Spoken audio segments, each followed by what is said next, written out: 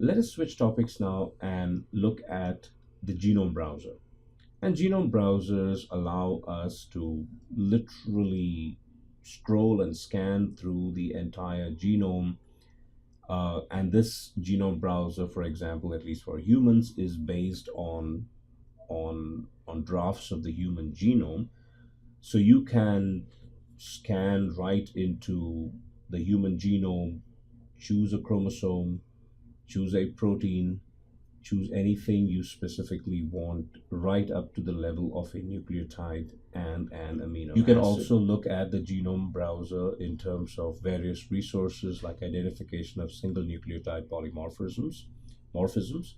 You can also look at the human genome and compare it to the genomes of several other mammals and even other species. So first, let's figure out how to get. This video is the first in a tutorial of how to use the UCSC Genome Browser. So first, let's figure out how to get to the Genome Browser. My favorite way is with our favorite search engine, Google. So if you just type in UCSC Genome Browser on Google, you can get straight to the homepage. Now, I should start by saying that this tutorial is intended for students who have a solid background in biology, let's say AP Bio or freshman biology, and want to know more about how real biologists conduct their research, especially in genetics. So first, let's go to the Genomes tab of the UCSC Genome Browser.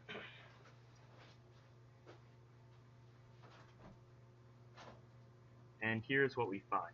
Now, for me, the, the Genome Browser looks pretty complicated, but when we break it down piece by piece, we will see that it is organized quite logically. So first up here, let's direct our attention to this box. We're selecting the genome that we want to investigate. So obviously, we want the human genome, which are mammals, not insects, and furthermore, we need to pick the appropriate assembly. Now, over the years, our knowledge of the human genome has gotten more and more refined, and as a result, our assemblies have gotten more accurate. These days, a lot of researchers are still relying on the 2009 assembly HG, Human Genome 19. So let's stick with that. And now we can go anywhere in the human genome that we want. Uh, so how about a gene that we are probably all familiar with? HbA1 is one of the polypeptides contained in the hemoglobin protein. So I just clicked submit, and the genome browser brought us to the hemoglobin A1 gene. What do we see here? Wow, this is clearly a ton of information, but let's break it down one step at a time. So first, we can see right here that the hemoglobin gene, well, this particular one, is 842 base pairs long. That is quite short for a gene, but it might sound long to you. I wouldn't want to write out that many nucleotide letters. And right below, we can see where the hemoglobin gene lies in chromosome 16. Hemoglobin gene is very, very early in chromosome 16. Now, you might say, Sam, it doesn't look very early. It's already at the 200,000 position in chromosome 16. But the fact of the matter is that chromosome 16 is about 100 million base pairs long. So this 200,000 figure, which is the coordinate of the hemoglobin gene, is actually quite early in the chromosome. Now that we get a sense of where the hemoglobin gene is in chromosome 16, let's take a closer look at the structure of that gene, which we can see right down here. So let's see. Genes are made of several parts. They're all obviously DNA, which gets transcribed into RNA, but that RNA can be categorized into different components, namely the exons, which are represented in these thick boxes. There's one exon, second exon, and the third exon. The introns, which are these dashed lines, the introns 1 and 2, you can see that the direction of the arrows on that intron, perhaps the resolution might not be good enough, but the direction of the arrows indicates that the gene is oriented in the plus direction. The plus direction means that the start of the gene is at a lower number than the end of the gene. And that doesn't have to be the case for every gene. It could be the other way around, because you'll recall DNA is double-stranded, and the way that the gene is encoded in the DNA could be in the plus direction or the minus direction. The cell doesn't really care. It shouldn't matter. Now you'll notice that before the first exon, which the start codon for that exon is indicated with this green box, we have the 5' UTR, untranslated region is UTR, and after the stop codon in red in the last exon, we have the 3' UTR, another untranslated region. So as you will recall from biology, your biology class, those untranslated regions, they are transcribed by RNA polymerase, but the ribosome does not read the codons from those regions. And furthermore, you'll recall that the introns of the gene are removed in the process called splicing. So really, it is only the exons that get translated into a protein. In this case, the protein would be one of the peptides in hemoglobin. Now, scrolling down, we see that the Genome Browser offers a truly enormous amount of information, and it's too much to cover right now. And honestly, it can look overwhelming. But in the coming tutorials, we're going to get comfortable with all of this information and all the amazing things you can do with this research tool. So first, why don't we just get comfortable manipulating the Genome Browser? So there are a few ways to explore the finer structure of this hemoglobin gene. We can use the navigation arrows up here. For instance, if I want to move 10% to the left, now the start of my gene is a bit later in the window. Or if I want to zoom in, let's say zoom in 3 times. Now, this is the second exon, I believe, and you can see that it's obviously larger. But in addition to these these buttons, you can slide the Genome Browser. That has the same effect as moving it. Or you can highlight the area that you want to zoom into, and it will zoom in. So you can see that we've zoomed in sufficiently far where we can see the actual nucleotide letters that make up this gene. And furthermore, the codons that these letters specify. For instance, leucine, serine, phenylalanine. So we just got really, really close into the structure, or really the sequence of the hemoglobin A1 gene. So that concludes what I want to say for this video. I encourage you to make a list of your, let's say, 10 favorite genes and try to find each one of them in the genome and try to explore the structure and their sequence. So that concludes this video, and I look forward to the next one. See you guys.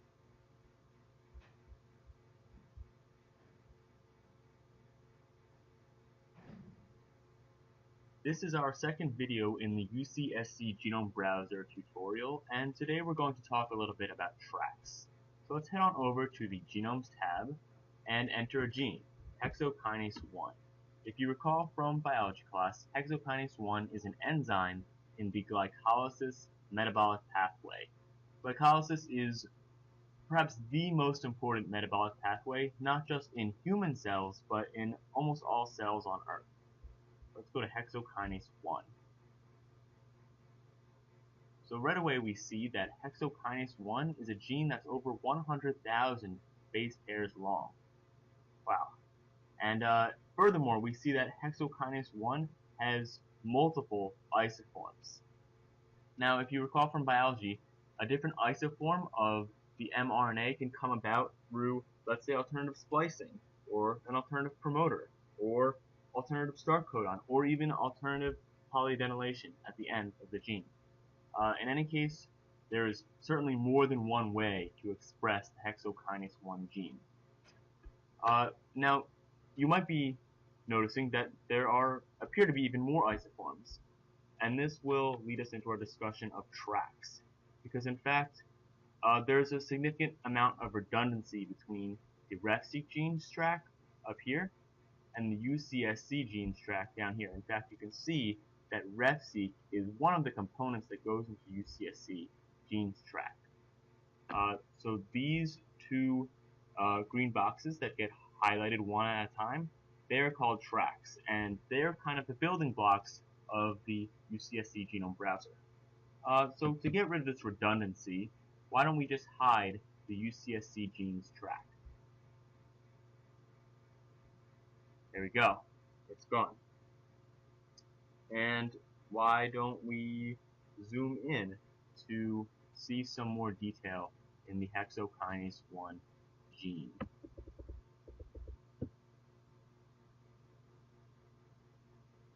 So you'll see that the exons of this gene are very, very small compared to the introns. In fact, when we were out at the entire gene, the exons kind of look like slivers, but don't worry, they're still there. And so in addition to this genes track, which we already have some experience with, you will see several other, maybe even more than what you see here on my browser, you'll see many other tracks below the genes track.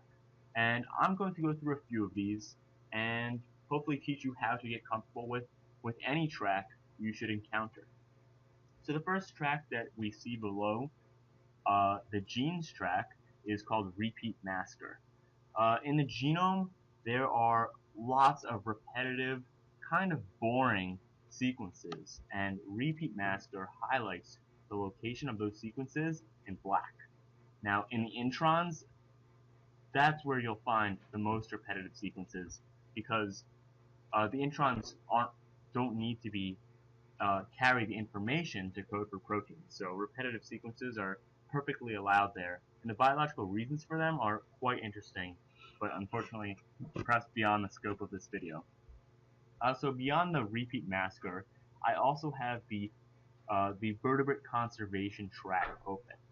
So in this little, I guess it's a histogram, you can see the relative conservation of each nucleotide letter in this part of the hexokinase 1 gene. And wow, you can see right here at the exon, there's a huge spike in conservation among the 100 vertebrates that this track references. What does that mean? Well, this plateau represents the fact that among the vertebrates, the nucleotide letters in this exon are highly conserved.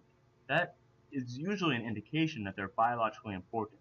And for hexokinase 1, it's certainly biologically important to conserve the sequence and have a functional protein.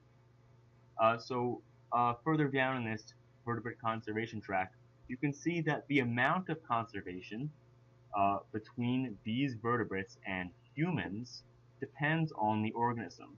And as you would expect, organisms more related to us, like rhesus monkeys, which are primates, humans are also primates, they have a lot of conservation, which is indicated in black. Whereas, let's say, the zebrafish, which is separated from humans by hundreds of millions of years of evolution, well, it's still awfully conserved at the exon, but the introns have drifted away quite significantly for zebrafish. So as far as this vertebrate conservation goes, just remember the black indicates conservation, whereas the white means that the nucleotide has been mutated somewhere along in the past hundreds of millions of years. Finally, let's go down to the common SNPs track.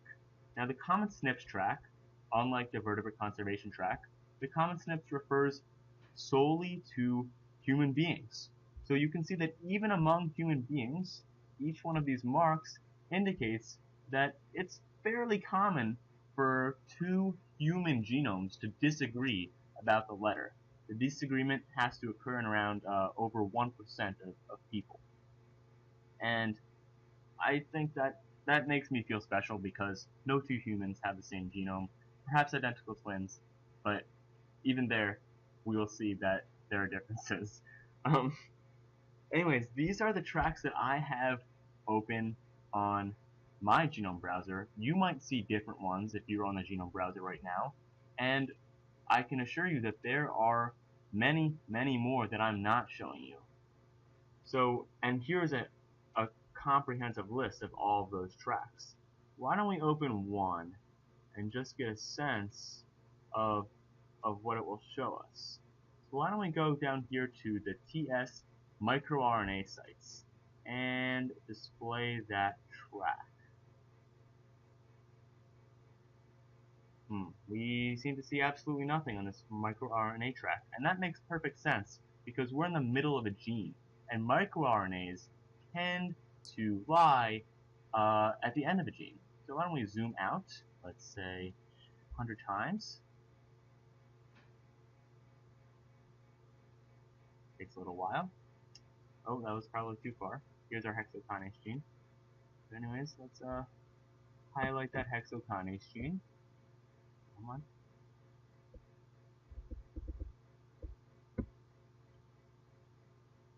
And try to investigate what the microRNAs track has to say about our hexokinase gene.